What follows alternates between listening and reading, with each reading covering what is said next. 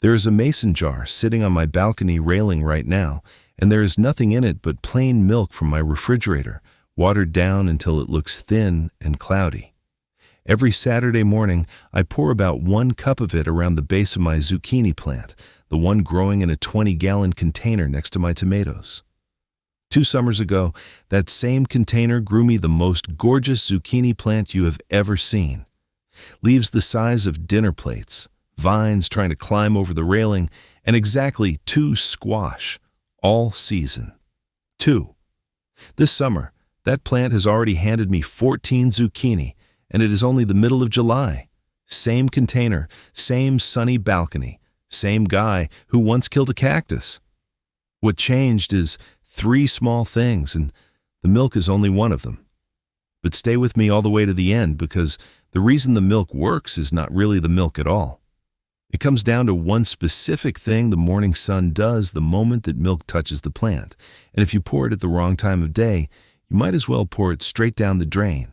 Nobody ever explains that part, and it decides everything. I'm Jake, and most folks around here know me as Backyard Buddy. 3 years ago, I was the guy who killed houseplants, and I mean that honestly. I once managed to kill a cactus. Then, a bunch of green onion ends I tossed at the trash can missed, landed in a glass of water on the counter, and sprouted 3 days later. That little accident turned into hundreds of plants regrown from kitchen scraps on my windowsills and balcony, and my grocery bill is down by nearly 1/3. My neighbor Gloria, a retired school teacher 2 floors up, who has been growing food on her balcony for 20 years, taught me half of what I know, including a good piece of what you are about to see. Now, if you grow zucchini, or you have ever tried, you know the exact frustration I am talking about. Everybody promises zucchini is the easy one. Plant it in the garden bed, water it, stand back, and by August, you are leaving squash on the neighbor's doorsteps because you cannot eat it all. Except that is not what your plant is doing. Your plant grew leaves the size of dinner plates. It swallowed half the vegetable bed, or in my case, half the balcony.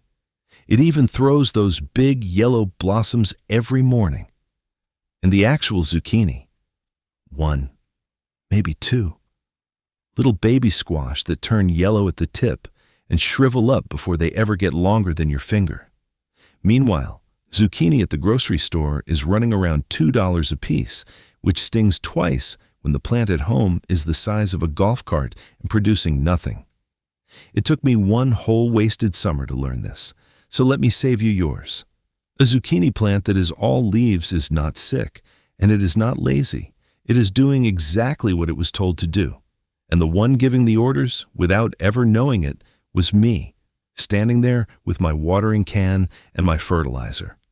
The fix is 3 small changes. 1 is about what you feed it. 1 is a 5-minute job with a cotton swab. And 1 is that jar of milk on the railing. And I have not forgotten my promise about the morning sun. That detail is coming.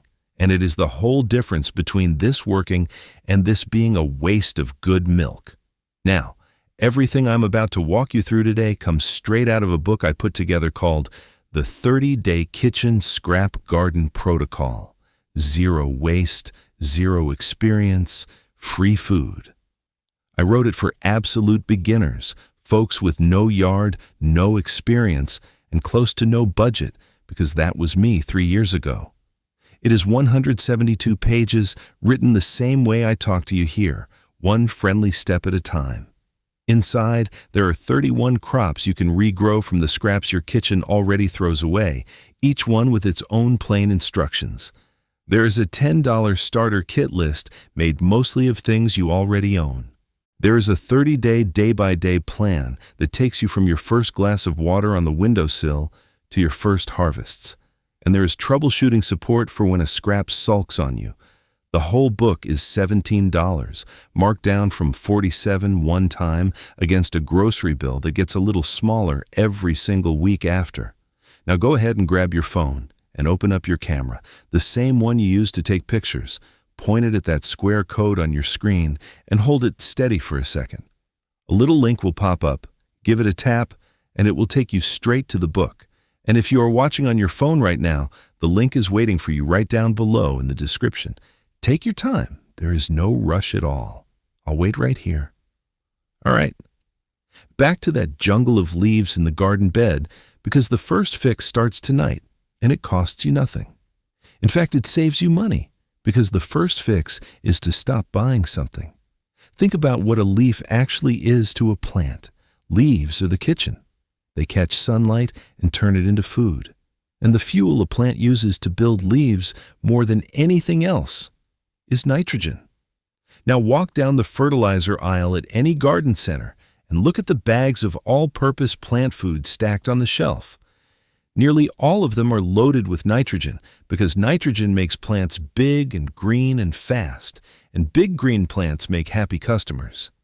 So every time I fed my zucchini a scoop of that all-purpose fertilizer, I was standing there telling it in the only language it speaks, build more kitchen. More leaves. Bigger leaves.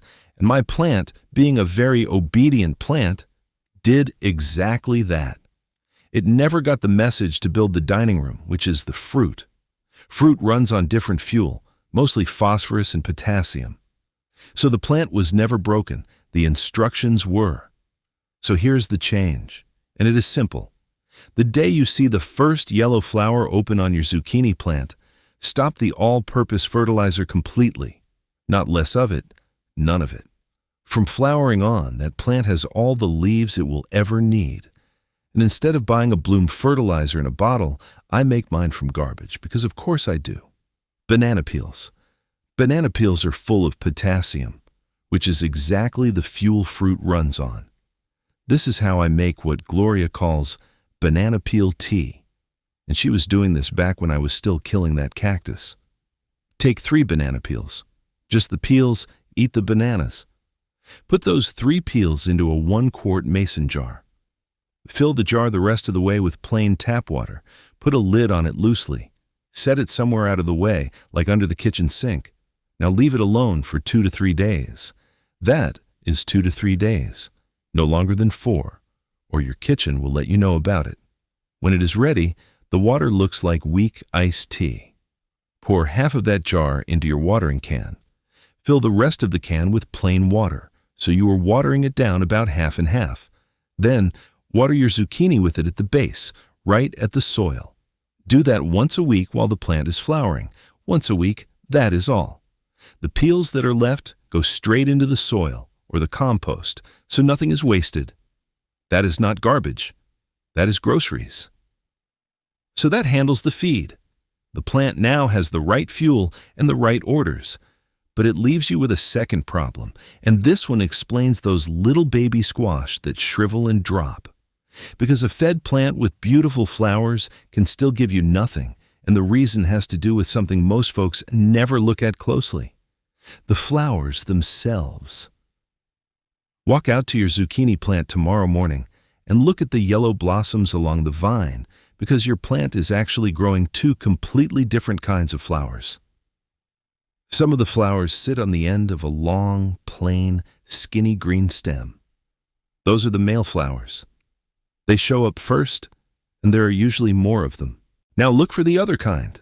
Behind some flowers, between the bloom and the vine, there is a tiny miniature zucchini about the size of your pinky finger. Those are the female flowers.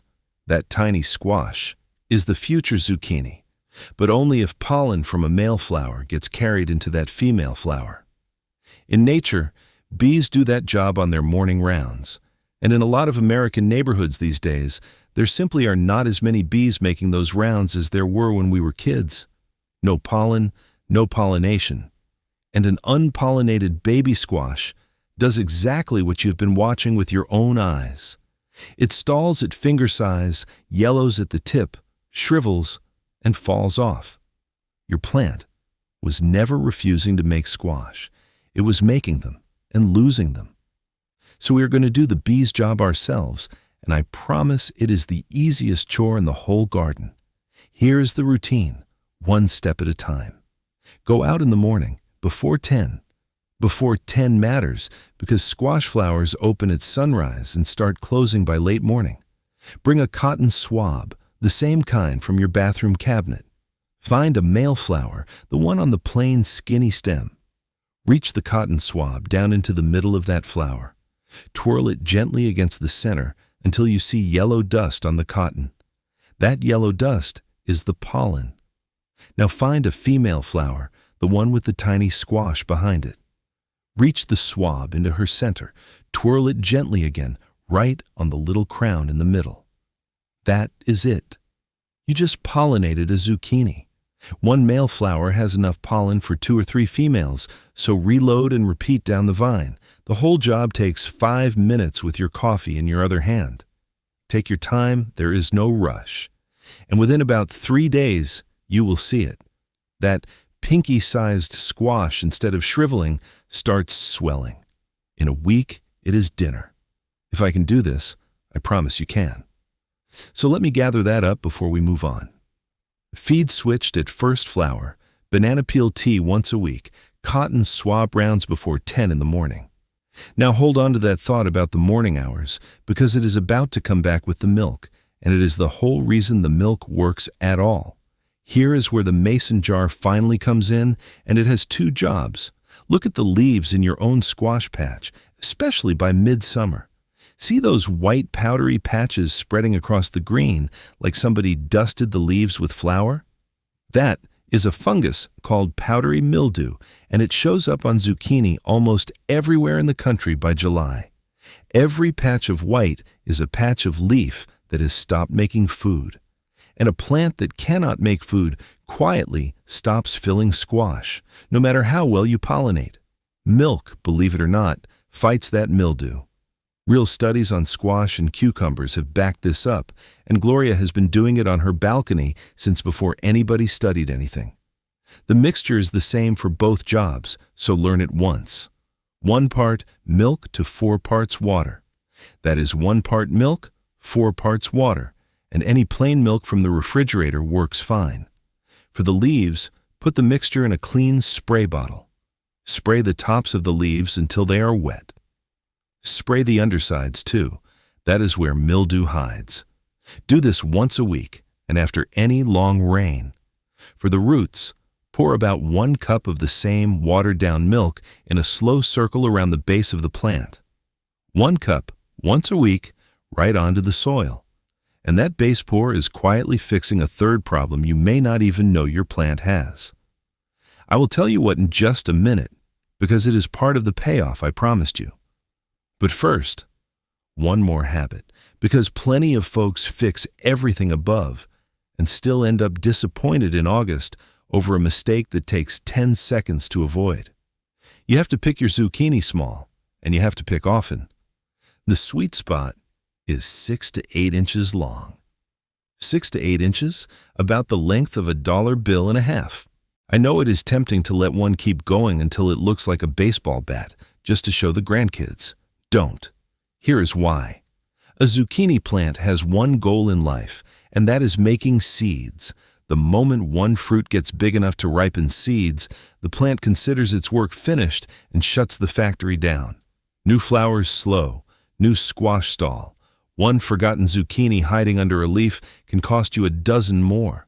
So check the plant every single day once fruit starts coming, because in warm July, whether a zucchini can go from 6 inches to 16 in about 4 days.